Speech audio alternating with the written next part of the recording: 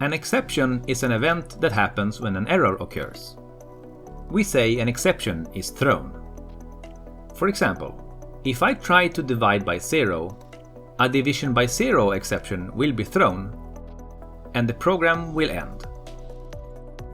And if I try to access this string that has been set to null, a null reference exception will be thrown, and the program will end.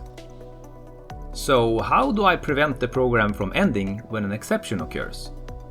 What I can do is wrap a try-catch block around my code, which just means that I will try to run this code, and if any exception occurs here, I will catch it over here. And by catching it here, we avoid the program from ending from this exception. And we can throw our own exceptions as well. To demonstrate, I will throw an exception here. When running this code, we eventually will get to this line, and the exception is thrown, which means all code after this line will not run. Instead, we will end up in the catch block.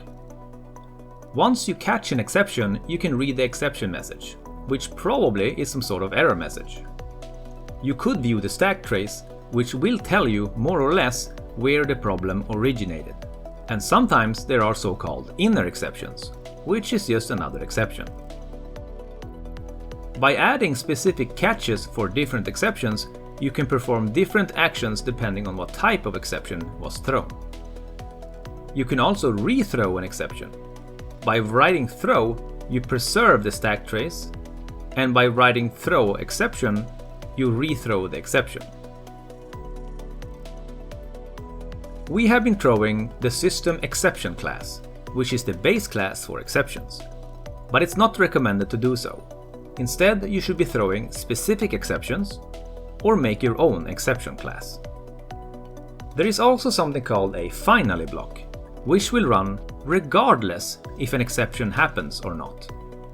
Here you should do some cleanup like releasing resources, closing file streams, database connections, and so on. But you might ask yourself, what is the difference between having a finally block and not? Won't both of these always run? And in that case, why even bother with a finally block? Well, not quite.